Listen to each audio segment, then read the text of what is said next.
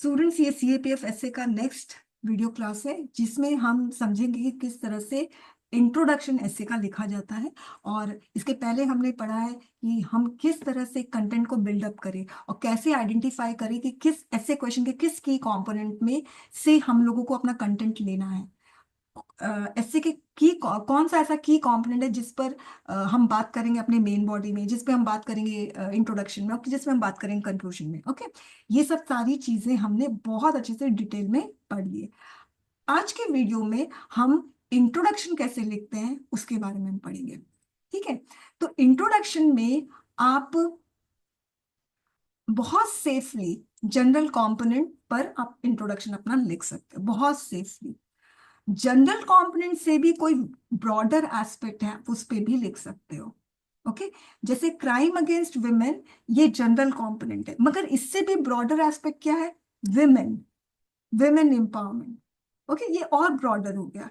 Crime against women से भी शुरू कर सकते हो, सिर्फ विमेन से भी शुरू कर सकते हो, कोई प्रॉब्लम नहीं है। कभी भी अपना इंट्रोडक्शन स्पेसिफिक कंपोनेंट से शुरू नहीं करोगे। और कभी भी, बहुत डेंजरस है, अगर आपने इंट्रोडक्शन में ही आपने रिलेशनशिप को बिल्डअप कर दिया। ओके, की com sorry specific component general component के बीच में जो रिलेशनशिप है ना, उसी को आपने बिल्डअप कर दिया very first line, the very first line of the introduction. बहुत डेंजरस है, बहुत डेंजरस। ओके, जैसे ग्रीन टेक्नोलॉजी ऐसे करके एक स्टूडेंट ने खुद ही एक स्टूडेंट ने क्वेश्चन फ्रेम किया था, green technology advantages and disadvantages, ऐसे करके एक स्टूडेंट ने खुद ही फ्रेम करके मुझे दिया आंसर चेक करवाने के लिए। तो उसने कैसे शुरू किया पता है? The advantages of green technology are, ये इसका इंट्रो था। Imagine green technology, okay, green technology advantage and disadvantage. तो एडवांटेज स्पेसिफिक कंपोनेंट है, disadvantage specific component, green technology general component है। तो आप ग्रीन टेक्नोलॉजी के बारे में लिखो, आप टेक्नोलॉजी के बारे में लिखो, फिर जाते जाते फिर ग्रीन टेक्नोलॉजी के बारे में लिखो, फिर यू कम टू एडवांटेज। वो सीधे शुरू हो गया, the advantages of green technology are. तो ऐसा लग रहा है ऐसे क्वेश्चन का तो पूरा उसने ना ब्यूटी ही खत्म कर दी, पूरा किल कर दिया ऐसे क्वेश्चन का ब्यूटी। ऐसा लग रहा है कि ये कोई साइंस बेस्ड क्वेश्चन है, जीएस बेस्ड क्वेश्चन है, और सीधे क्वेश्चन का शुरू कर दिया आंसर देना। भाई, ऐसे ब्यूटीफुल कब लगता है? जब ऐसे का कंटेंट है ना, ग्रेजुअली अनफोल्ड होता है, धीरे धीरे, है ना, परत बाय परत खुलता है। पहले एक लेयर ओपन हुआ, हमने जनरल कंपोनेंट के बारे में बताया, फिर दूसरा परत ओपन होगा स्पेसिफिक कंपोनेंट। अचानक से थोड़ा ओपन कर दोगे आप। ऐसे के इंट्रो में आपको भूमिका तो देना पड़ेगा ना, ये काम कभी भी मत करना। ओके, आप ये कर सकते हो कि आपको अगर रिलेशनशिप बिल्डअप करना है तो इंट्रो के लास्ट लाइन में कर लो, या तो बहुत अच्छा होता है सेकंड पैराग्राफ में। मैं आप मेरा जितना भी ऐसे क्वेश्चन का कंटेंट देखोगे ना, सब में मैंने यही चीज फॉलो किया, या तो इंट्रो के लास्ट लाइन या सेकंड लास्ट लाइन, इंट्रो के फर्स्ट लाइन में कभी भी नहीं। और या तो सेकंड, मोस्टली मैं सेकंड पैरा से शुरू करती हूँ, स्पेसिफिक कंपोनेंट मेरा सेकंड पैरा से ही शुरू होता है। तो स्टूडेंट्स, जब मेरा आप ये जो आपको बुक मिली है राइटिंग सेक्शन की, उसमें जब आप ऐसे का कंटेंट आप देखोगे, तो कुछ तो मेरी टीम ने लिखा है, और मगर मेरे सुपरविजन में लिखा है। ओके, और तो सब में आप ये ही देखोगे कि स्पेसिफिक कॉमन इधर सेकंड पैराग्राफ से शुरू हो रहा है, या फिर इंट्रो के सेकंड या थर्ड लाइन से शुरू हो रहा है। हमेशा यही आप पाओगे। तो जब आप कंटेंट में पढ़ रहे हो तो ये चीज दिमाग में रखो। अच्छा, ये जनरल कंपोनेंट के बारे में है, तो मैम ने देखो इंट्रो में ही दे दिया, बात खत्म कर दिया। अब जनरल कंपोनेंट के बारे में डिस्कशन ही नहीं होगा, अब सीधे बात क्या होगी? Specific component. तो हमारे वर्ड्स भी बचेंगे। अब स्टूडेंट बीच बीच में जनरल कंपोनेंट भी घुसा देते हैं, डिफेक्ट हो जाते हैं। ओके, अच्छा, कभी एक्सपोज मत करना पूरा का पूरा ऐसे question. Crime against women is an, I do, एक स्टूडेंट ने लिखा था, आई इस ये सेम क्वेश्चन नहीं था मगर ऐसे, I agree with this that the whatever crime is committed against women is by males, ऐसे करके कुछ लिखा है। मतलब ऐसा लग रहा है जीएस के क्वेश्चन का आंसर है। तो कभी भी पूरे ऐसे क्वेश्चन को एक्सपोज मत करो अपने इंट्रोडक्शन में, इससे ब्यूटी खत्म हो जाएगी। ओके, तो डायरेक्ट हिट से हमेशा बचना चाहिए। फाइन। अब जैसे आप इंट्रो देखो, the role of Indian army in nation building, ये हमारा क्वेश्चन है। अब जल्दी से इसमें आप लोग है ना स्पेसिफिक कंपोनेंट और जनरल कंपोनेंट पहले आइडेंटिफाई करो। The role of Indian army nation building में, रोल एक की कंपोनेंट है, इंडियन आर्मी एक की कंपोनेंट है, नेशन बिल्डिंग एक की कंपोनेंट, तीन है। अब मुझे बताओ इसमें आपका स्पेसिफिक कंपोनेंट क्या है और जनरल कंपोनेंट क्या है। वेरी नाइस आकाश। रोल आपका स्पेसिफिक कंपोनेंट है। आप रोल के सिर्फ आप नेशन बिल्डिंग के बारे में बहुत बात कर सकते हो, आप इंडियन आर्मी के बारे में भी बहुत बात कर सकते हो इंडिपेंडेंटली। ओके। मगर आपको बेसिकली अपने कंटेंट में रोल के बारे में बात करना है। किसका रोल? इंडियन आर्मी का रोल। तो एक्चुअली रोल है स्पेसिफिक कंपोनेंट। फाइन। अब उसमें मैंने अब इंट्रो कैसे मैंने शुरू किया इसका। India in the 21st century. तो मैं इंडियन आर्मी से भी शुरू कर सकती हूँ, मैं नेशन बिल्डिंग से भी शुरू कर सकती हूँ, क्योंकि ये मेरा जनरल कंपोनेंट है जिसके बारे में हम इंडिपेंडेंटली बात कर सकते हैं। तो अब देखो मेरा मेरे पास है ना, इसमें बहुत लिबर्टी भी था, फ्रीडम बहुत था, क्योंकि मुझे दो जनरल कंपोनेंट मिल गए, तो मैं दोनों के बारे में बात कर सकती हूँ, किसी एक के बारे में बात कर सकती हूँ। तो मैंने नेशन बिल्डिंग के बारे में बात की है। India in the 21st century striving for security, justice, economic development, social unity, which are the pillars of nation building. Okay, security comes first in this order because other pillars will be firmly grounded only if nation security remains intact. Okay, तो मैंने यहां पर security, sorry, nation building के बारे में बात की, जिसमें सिक्योरिटी बहुत इंपॉर्टेंट है।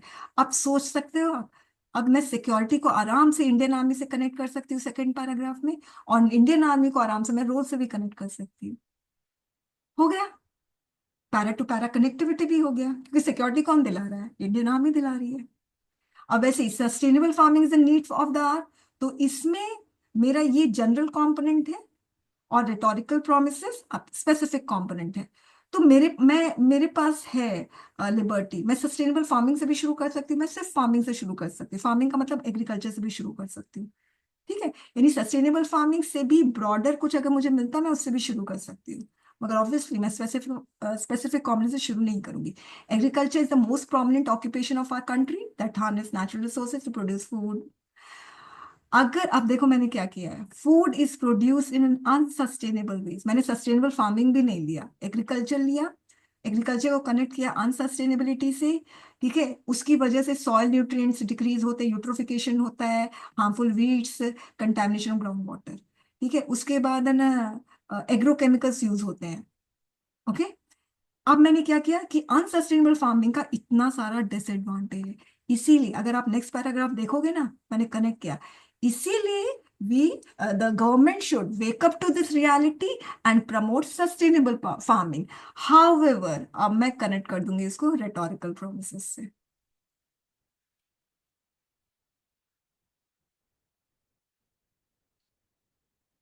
ओके, ये चीज आप लोगों को समझ में आ गई। अब दिव्यांशु का क्वेश्चन है कि क्या हम इंडियन आर्मी वाला जो क्वेश्चन है, रोल ऑफ इंडियन आर्मी वाला, कि इसमें हम ऐसे स्टार्ट कर सकते हैं कि जो इंडियन आर्मी ने जो वॉर इवेंट जीता है, उससे हम शुरू कर सकते हैं। देखिए, आप शुरू कर सकते हो इससे। ठीक है, तो फिर आप कैसे शुरू करोगे? सपोज आपने वॉर के बारे में बताया, अ, ठीक है, शुरू कर सकते हो, मगर फिर वॉर, इंडियन आर्मी ने वॉर जीता, ठीक है, फिर आगे क्या, मतलब उसको फिर नेशन बिल्डिंग से कैसे कनेक्ट करोगे, क्योंकि नेशन बिल्डिंग लेकर आना पड़ेगा। ठीक है, ऐसे। मैम अचीवमेंट्स के थ्रू। अच्छा, अब देखो, अब यहाँ पे आप लोग गलती करोगे। यहाँ पर रोल ऑफ इंडियन आर्मी जब बोलते हो ना, तो उसमें इंडियन आर्मी का एक बहुत बड़ा रोल होता है कि वो हमें वॉर बैटल्स जिताता है। ठीक है, बहुत बड़ा रोल होता है। और जब वॉर एंड बैटल्स हमारी जो हमारा जो देश है वो जीतता है, तो हमारे में प्राइड आता है, हमारे नेशंस के लिए प्राइड आता है ना। तो ये नेशन बिल्डिंग के लिए कितना इंपॉर्टेंट है। और हम जितने भी, चाहे हम लोग कितने भी डाइवर्स हों, रिलीजन वाइज, कास्ट वाइज, मगर जैसे ही एक्सटर्नल एनिमी हमें अटैक करते हैं, हम सब यूनाइटेड हो जाते हैं। ओके। तो Indian role of Indian army क्या है? एक बहुत बड़ा रोल है कि वो इतने डाइवर्स इंडियंस को यूनाइट करने की शक्ति रखता है, तो ये बहुत बड़े रोल में है। इसीलिए आप वॉर इवेंट से तो शुरू ही मत करो, आप ये स्पेसिफिक कंपोनेंट हो जाएगा और गलत हो जाएगा फिर। ओके। अंडरस्टूड? ठीक है। अच्छा, अब स्टूडेंट्स पूछते हैं, अब आप लोगों को समझ में आ गया कि हम लोगों को इंट्रोडक्शन आप जनरल कंपोनेंट से एकदम शुरू कर सकते हो, कोई प्रॉब्लम नहीं है। और जनरल कंपोनेंट का भी और ब्रॉडर आपको मिलता है, उससे भी शुरू कर सकते हो। अब कोई कोई स्टूडेंट्स हैं, अ, अब देखो एक चीज याद रखना, अपने आप को रिजिड मत करो। क्योंकि जब आप एग्जामिनेशन हॉल में बैठे हुए हो, हॉट सीट पर बैठे हो, अंडर लॉट्स ऑफ प्रेशर, ठीक है, आप ऐसे क्वेश्चन को किस पर्सपेक्टिव से देख रहे हो, आपका अप्रोच क्या है ऐसे क्वेश्चन को देखने का। फाइन। तो आप इतना बस ध्यान रखना कि मुझे इंट्रो में पूरा का पूरा ऐसे क्वेश्चन को एक्सपोज नहीं करना है, और स्पेसिफिक कंपोनेंट को first introductory line, first line में ऐसे क्वेश्चन को एक्सपोज नहीं करना, और स्पेसिफिक कंपोनेंट को एक्सपोज नहीं करना है, रिलेशनशिप बिल्डअप नहीं करना है, स्पेसिफिक और जनरल कंपोनेंट, बस इतना याद रखना। फिर सेकेंड लाइन से अगर आपका स्पेसिफिक कंपोनेंट आ गया तो कोई प्रॉब्लम नहीं है। इतना ध्यान रखना, बहुत सारी चीजें मत याद रखो, इतना याद कैसे रखेंगे। ठीक है। अब एक और, मैंने क्या बोला, अपने आप को रिजिड मत रखो, फ्लेक्सिबल रखो। कोई कोई बोलता मैम इंट्रोडक्शन 50 से 60 वर्ड्स का होना चाहिए, क्या इतना होना चाहिए, क्या 80 वर्ड्स का होना चाहिए, कितना? आप अगर मेरे एसेस देखोगे तो कहीं कहीं इंट्रोडक्शन 100 वर्ड्स के हैं, कहीं कहीं इंट्रोडक्शन 30 वर्ड्स के, कोई कोई इंट्रोडक्शन 2 लाइन में ही खत्म हो गया। ओके, सिर्फ 2 लाइन में। फाइन। तो आपको ये नहीं देखना है इंट्रोडक्शन में कितना कितना वेटेज है विद रिगार्ड टू वर्ड्स, कितने वर्ड्स का वेटेज है, ये नहीं देखना है। आप बस इतना देखो कि इंट्रोडक्शन में क्या आपने जनरल कंपोनेंट को जस्टिफाई कर दिया, क्योंकि आपको कहीं ना कहीं जनरल कंपोनेंट को जस्टिफाई करना है। स्पेसिफिक कंपोनेंट को मेन बॉडी में जस्टिफाई करोगे, जनरल कंपोनेंट को आपको इंट्रोडक्शन में स्पेसिफाई सॉरी जस्टिफाई करना पड़ेगा, उसको एड्रेस करना ही करना पड़ेगा। तो क्या आपने कर लिया है? आपने अगर 80 वर्ड्स में किया है, नो प्रॉब्लम। आपने 30 वर्ड्स में किया है, नो प्रॉब्लम, जस्टिफाई होना चाहिए लॉजिकली। फाइन। अपने इंट्रोडक्शन को अननेसेसरी इलोंगेट मत करो। अगर आपने इलोंगेट कर दिया तो याद रखना आपके पास कम शब्द बचेंगे स्पेसिफिक कंपोनेंट को जस्टिफाई करने के लिए अपने मेन बॉडी में। तो ये अलग से कंक्लूजन भी है, अभी तक हमने उसके बारे में डिस्कशन ही नहीं किया। अंडरस्टूड? अच्छा, एक और चीज जो मैंने स्टूडेंट्स का देखा है, जितने मैंने आंसर स्क्रिप्ट चेक किए, एक ना डेफिनेशनल अप्रोच रहता है। जैसे ग्रीन टेक्नोलॉजी का मैं आपको बता रही हूँ, मुझे अभी वही याद आ रहा है। अगर जैसे जिस बच्चे ने मुझे दिया था उसने तो ऐसे शुरू किया, the advantages of green technology, मगर कोई कोई बच्चे ऐसे भी शुरू कर सकते हैं। Green technology means, green technology refers to, green technology is defined as, ये जो डेफिनेशनल अप्रोच है ना स्टूडेंट, बहुत किडिश लगता है। ये इस चीज को हटा दो, ठीक है, ये चीज मत करना। Okay, fine. कम से कम ये अप्रोच मत रखना। अब कोट, कोट के बारे में अच्छा खासा मतलब कि स्टूडेंट्स को लगता है कि कोट जो है वो देने से एग्जामिनर इम्प्रेस हो जाएगा। ठीक है, ऐसा फील होता है। मैंने पता नहीं जो बुक है आपके पास, उसमें करीब शायद 250 ऐसे क्वेश्चंस विद आंसर्स है, उसका सोल्यूशन दिया है। उस 250 में मुझे लगता है 4-5, सिर्फ 4-5 ऐसा ऐसे क्वेश्चन का आंसर होगा जिसमें कोट्स है, अदरवाइज किसी में कोट्स नहीं है। सोचिए 250 में 4-5 में कोट्स है। मगर मैं ये नहीं कहूंगी कोट्स है तो वो बहुत अच्छा ऐसे का आंसर है, कोट्स नहीं है तो बहुत खराब है, नहीं, ऐसा नहीं है। फाइन। तो मैं आपको ये बताना चाह रही हूँ कि कोट से कभी भी, quote is not the deciding factor. ठीक है, कि वो एक बेंचमार्क नहीं है कि अच्छा कोट दे दिया तो अब आपका कंटेंट भी बहुत उसका हाई लेवल हो गया, नहीं। कोई कोई स्टूडेंट मुझे मैसेज करते हैं, मैम आपके पास है ना कलेक्शन है कोटेशन का, हटाओ यार, क्या जरूरत है, you are wasting your time in learning ना those course, wasting your time, ये काम मत करना। कोई कोर्स से आप लोग इतना पढ़ते हो, कोई कोर्स आपके दिमाग में बैठ गया तो बैठ गया। ठीक है। जैसे मैं आपको एक कोटेशन दे रही हूँ, ये कोटेशन मैंने जब मैं स्कूल में थी तब मैं रीडर्स डाइजेस्ट पढ़ती थी, अभी भी आता होगा शायद। तो वो कोटेशन मुझे अभी तक याद है। अभी जो ना ब्यूटी स्टैंडर्ड्स जो है पूरे वर्ल्ड में बहुत हाई सेट कर दिया है ब्यूटी स्टैंडर्ड्स को, एकदम परफेक्ट ब्यूटी। तो आजकल जितने भी युवाओं हैं, मतलब जितने लड़कियां लड़के हैं, वो लोग है ना, अपना सारा ध्यान कपड़े और अपने चेहरे पे देते हैं, सारा ध्यान। इतने महंगे महंगे मेकअप, इतने महंगे महंगे कपड़े, ठीक है, बहुत ज्यादा। तो मुझे वो कोटेशन याद आता है, ध्यान से सुनना। Beauty is not worth thinking about, what important is your head. You don't need to have $100 haircut on 50 cent head. यानी आप $100 का हेयर कट करवा रही हो, दिमाग आपका एक कौड़ी का नहीं है। Got it? तो कुछ कोटेशन है जो हमारे दिमाग में आ जाते हैं, और अगर वो कनेक्टेड हैं, अगर सपोज कोई ब्यूटी स्टैंडर्ड पे ऐसे क्वेश्चन आता है, ठीक है, फिजिकल अपीयरेंस को आजकल इतना ज्यादा हाइप बना दिया गया, अगर उस पे कोई क्वेश्चन आता है तो ये कितना अच्छा कोटेशन है। ओके, तो स्टूडेंट सब एक तो ना जबरदस्ती कोटेशन डालने का ना जो टेंडेंसी है ना, उससे बचो एकदम। नई कोटेशन डालोगे कोई प्रॉब्लम नहीं है, ठीक है। सबसे पहली चीज, कोटेशन का ध्यान रखो, कोटेशन सिर्फ इंट्रोडक्शन में दिया जाता है। ओके, सिर्फ इंट्रोडक्शन, और कोटेशन कहीं भी नहीं दिया जाता है। कंक्लूजन में स्टूडेंट्स कोटेशन दे देते हैं। कंक्लूजन में एग्जामिनर एक्सपेक्ट करता है कि आप अपना व्यू पॉइंट दो, अपना स्टैंड रखो। आप दूसरों का स्टैंड क्यों रख रहे हो?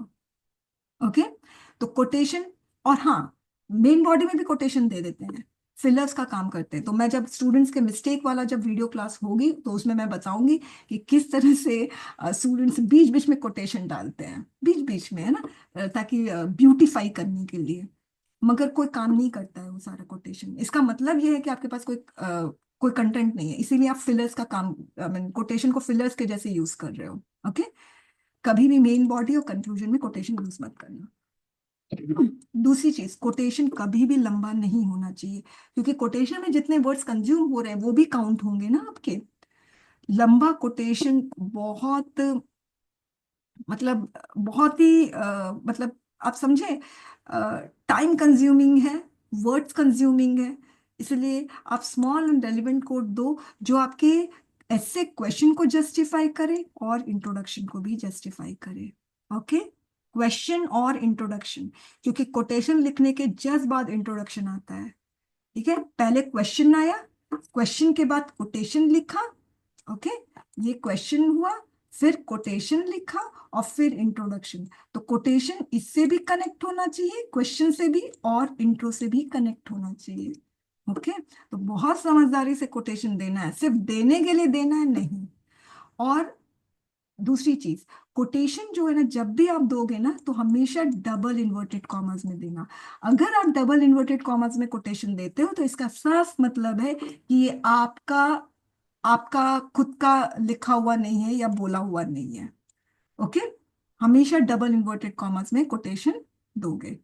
अब कभी कभी ये होता है कि किसने ये बात बोली है वो हमें याद ही नहीं आ रही है, कोई प्रॉब्लम नहीं। अगर आपको लग रहा है कि जो आप कोटेशन दे रहे हो वो स्मॉल है, रेलिवेंट है, क्वेश्चन से रेलिवेंट है, इंट्रोडक्शन से कनेक्ट कर पा रहे हो, तो आप दो, भले आपको कौन बोला है वो याद नहीं आ रहा है। सिंपली अगर आप डबल इन्वर्टेड कॉमर्स में दो दोगे ना, दैट इज अंडरस्टूड कि आपका नहीं है।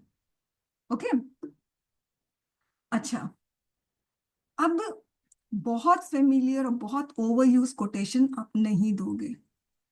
अभी भी बच्चे यूनिटी एंड डाइवर्सिटी लिखते हैं, अभी भी कोटेशन में लिखते हैं, एकदम क्लीशे हो गया है, बहुत ओवर यूज्ड, एकदम बोरिंग सा। Democracy is for the people, by the people, of the people. ये सब कोटेशन बच्चों वाला मत देना, बिल्कुल भी नहीं। ओके, कोटेशन तभी देना जब वो ऐसे क्वेश्चन के रेलिवेंट हो, और ऐसे कोटेशन मत देना जिसके बारे में आप श्योर ही नहीं हो। ओके, बच्चों कोटेशन से। अब क्या है, अब स्टूडेंट्स टाइम अपना, you are giving extra time to quotation, है ना, रिकॉल करने के लिए। अरे क्या कोटेशन, मत, नहीं याद आ रहा, हटाओ यार, क्यों टाइम वेस्ट कर रहे हो, चलो अपना इंट्रोडक्शन लिखो, काम खत्म करो। और सपोज आपको कोटेशन याद नहीं आ रहा है कि किसने बोला है, मगर आपको लगता है कि इसी ने बोला होगा शायद, चलो कोई और नाम लिख देते हैं, तो do not attribute quote to the wrong people. आपको नहीं याद आ रहा, कोई प्रॉब्लम नहीं है, आप डबल इन्वर्टेड कॉमर्स में दे दो, और नहीं लिखो कोड, क्या दिक्कत है, मत लिखो। और खुद से कोटेशन मत बनाना, एग्जामिनर डफर नहीं है। ओके। और फिर से मैं बोल रही हूँ, do not mistake that quote impress the examiner. Quote कभी भी इम्प्रेस नहीं करता एग्जामिनर को। एग्जामिनर तभी इम्प्रेस होते हैं अगर आप ऐसे क्वेश्चन को जस्टिफाई कर पाए हो अपने कंटेंट के द्वारा, तभी। कहीं जाएगा ही नहीं आपका मार्क्स, कैसे वो उसको मार्क्स देना ही पड़ेगा। ठीक है, अगर आप एड्रेस करते हो ऐसे क्वेश्चन को, डेविएट नहीं होते हो। अब कुछ स्टूडेंट्स ऐसे बोलते हैं कि मैम मैं हिंदी में लिख रहा हूँ ऐसे, तो क्या मैं इंग्लिश में दे सकता हूँ? आप बिल्कुल दे सकते हो, कोई प्रॉब्लम नहीं है। डबल इन्वर्टेड कॉमास आपको लिखना होगा, ये फिर आप इंग्लिश में कोटेशन दे सकते हो, कोई प्रॉब्लम नहीं है। मगर आपको उस कोटेशन का एक्सप्लेनेशन अपने इंट्रोडक्शन में देना होगा। जब भी आप कोटेशन देते हो, याद रखना उस कोटेशन को अनाथ मत छोड़ दो। दे दिया कोटेशन, अपना इंट्रोडक्शन से शुरू हो गए, नहीं। मैं आप लोग को दिखाऊंगी कि ऐसे मैं अभी आपसे शेयर भी कर लेती हूँ कि स्टूडेंट्स क्या करते हैं, कोटेशन दे दिया, अब चलो हटाओ, अब इंट्रोडक्शन लिखते हैं। मतलब कोटेशन को, मतलब क्या बोले, हैंगिंग पोजीशन में छोड़ दिया और अपना इंट्रोडक्शन शुरू कर दिया। कोटेशन और इंट्रोडक्शन में कोई कनेक्शन ही नहीं किया, कोई रिलेशन नहीं है। ऐसा काम मत करना। मैं अभी आपसे शेयर करती हूँ ऐसे बच्चे कितने ने किया है इस तरह से। हमेशा अपने कोड को क्वेश्चन से कनेक्ट करना है और इंट्रोडक्शन से कनेक्ट करना है। Introductory lines following the quote, देखो बहुत अच्छे से लिखा है। कोट के बाद जो भी आपका इंट्रोडक्टरी लाइन होगा, उसमें आपको कोट को लिंक करना पड़ेगा, उस लाइन को लिंक करना पड़ेगा कोट से। You should not leave the quote unexplained, unattended. अनाथ मत छोड़ देना कोट को। You are responsible for everything that you are writing in your answer script. ठीक है, तो किसी भी शब्द को अनाथ मत छोड़ो। ठीक है, माई बाप आप ही हो उन लोगों के। ओके। अब देखिए, अब यहां पर ये क्वेश्चन है, empowering the nation with women lead initiative. ये कोई प्रीवियस का क्वेश्चन नहीं है, ये मैंने ही क्वेश्चन बनाया था। Empowering the nation with women lead initiative, तो मैंने ये वाला कोट लिखा। 4-5 कोट्स लिखा है ना, उसमें से ये एक है। Women are the largest untapped reservoir of talent in the world. Hillary Clinton. अब देखो डबल इन्वर्टेड कॉमा दिया। अब मैं इस कोट को अनअटेंडेड नहीं छोड़ रही हूँ, मैं इसके बारे में लिख रही हूँ। दिस पावरफुल थॉट बाउंसस, कौन सा पावरफुल थॉट, ये वाला, accept the grim fact that women's talent are under utilize. तो मैंने कोड को एक्सप्लेन भी कर दिया और उसको कनेक्ट भी कर दिया। तो आप जब भी कोड दो तो आपको अपने इंट्रो से कनेक्ट करना पड़ेगा। ओके। अब मैं आप लोगों को शेयर कर रही हूँ ऐसे स्टूडेंट्स जिसने कोड को अनाथ छोड़ दिया है। ओके। स्टूडेंट्स, ये एक बहुत बहुत अच्छे स्टूडेंट का आंसर स्क्रिप्ट है। हालांकि उसका सीएपीएफ क्लियर नहीं हुआ, वो इंटरव्यू तक फेस किया मगर फाइनली क्लियर नहीं हुआ। मगर इसका मतलब ये नहीं है कि अच्छा स्टूडेंट नहीं था, ये बहुत अच्छा स्टूडेंट था। ठीक है, इसका नाम विशांत है। इसका मैंने वीडियो भी अपलोड किया हुआ है, शॉर्ट्स में है। तो इस बच्चे को इस आंसर स्क्रिप्ट में 70 आया है आउट ऑफ 200। ठीक। अब इसका देखो, क्वेश्चन है involvement of youth in politics. Okay. तो इसने कोट लिखा, Mahatma Gandhi once observe that politics envelops, observed है ना, तो इसका मतलब ये महात्मा गांधी का कोट है, उसने इस तरह से लिखा। तो इस तरह से भी आप कोटेशन लिख सकते हो, जरूरी नहीं है ऐसे लिखो, आप ऐसे भी लिख सकते हो। Mahatma Gandhi once observe that politics envelops us like the coil of snake, there is no way out but to wrestle with it. Okay.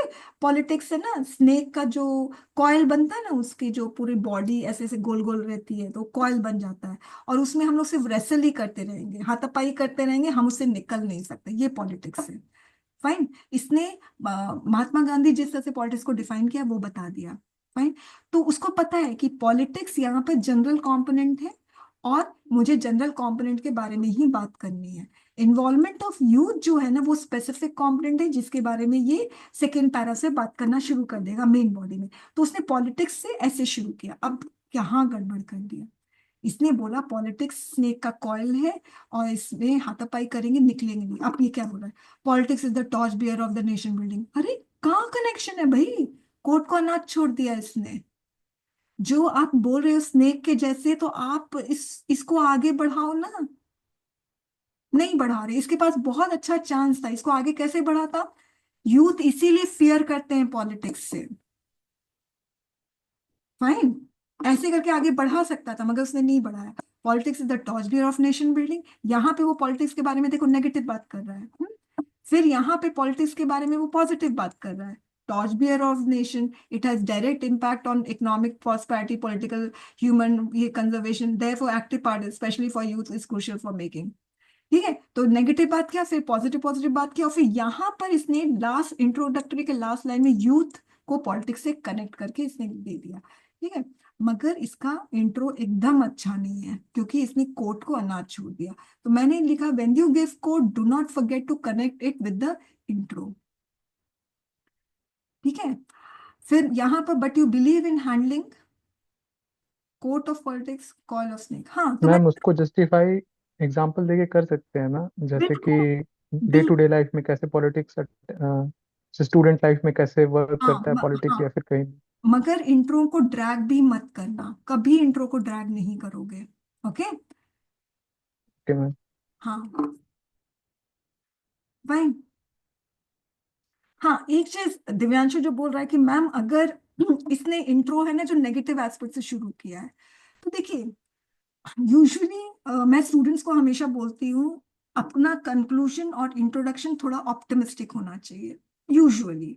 ठीक है, तो अगर इसने नेगेटिव से भी शुरू किया है, तो नेगेटिव को भी कनेक्ट करके आप पॉजिटिव की तरफ बढ़ सकते हो। ओके, मगर इसने कनेक्शन ही नहीं किया, आप कैसे करेंगे अभी तो मेरे दिमाग में नहीं आ रहा है, मगर कोशिश आपको करना है आपका इंट्रो थोड़ा सा पॉजिटिव हो।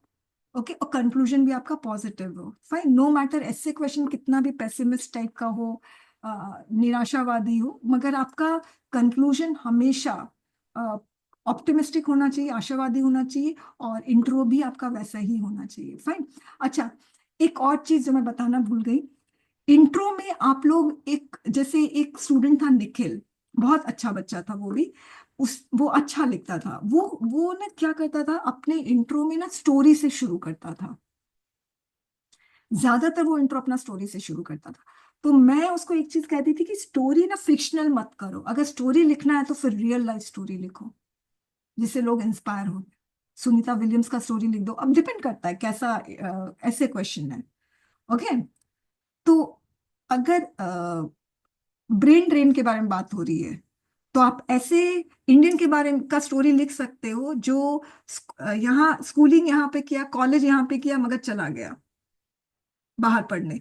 तो आप ऐसे यूथ की स्टोरी के बारे में बात कर सकते हो, अगर ब्रेन ड्रेन पे क्वेश्चन आता। अब तो खैर आएगा ही नहीं उस पे क्वेश्चन, मगर जो भी है आप समझे। अब मैं आप लोगों को एक और स्टूडेंट का दिखा रही हूँ। ये है एक और स्टूडेंट जिसका नाम मुझे एकदम नहीं याद है। देखिए, slum dwellers and their right to city. ये मेरे ख्याल से, पता नहीं मेरा क्वेश्चन है कि किसका है। अब यहाँ पर देखिए, as Mahatma Gandhi once said, a nation's greatness is measured by how it treats its weakest members। ये कोटेशन है। In Indian context, this statement holds true for millions of slum dwellers who faces numerous challenges in assessing their basic rights, including their right to city। आप सोचिए, इतने introduction भी दे दिया, और second line में इसने अपने इंट्रोडक्शन को स्पेसिफिक कंपोनेंट से भी कनेक्ट कर दिया। मतलब कोट भी दे दिया, उसको कनेक्ट भी कर दिया इंट्रो से, और कनेक्ट करते करते वो देखो कितने सुंदर तरीके से वो स्पेसिफिक कंपोनेंट पे आ गया। Good connection, very good. Okay, understood. तो आप लोग इंट्रोडक्शन आप लोगों की मर्जी, आप लोग स्टोरी से शुरू कर सकते हो, आप लोग कोटेशन से शुरू कर सकते हो, आप लोग जनरल कंपोनेंट से शुरू कर सकते हो, मगर वार्निंग साइंस हमेशा याद रखना, स्टोरी से शुरू करते तो फिक्शनल मत लेना। ओके, और कोटेशन से शुरू करते हो तो शॉर्ट कोटेशन होना चाहिए, और कंटेंट इंट्रोडक्टरी लाइन को कनेक्ट करोगे कोटेशन से। और अगर आप लोग ऐसे ही जनरल शुरू कर दो, जनरल कंपोनेंट से शुरू करोगे, और फिर धीरे धीरे स्पेसिफिक कंपोनेंट पे आओगे। फाइन। अच्छा, अब और कोई क्वेश्चन है स्टूडेंट्स? ठीक है फिर। और दिव्यांशु ने पूछा था कि राइटिंग सेक्शन बुक के बारे में हम कब वीडियो क्लास लेंगे तो लेंगे, जरूर लेंगे। ठीक है, अभी मुझे पता नहीं कब लेंगे। Okay, thank you very much students.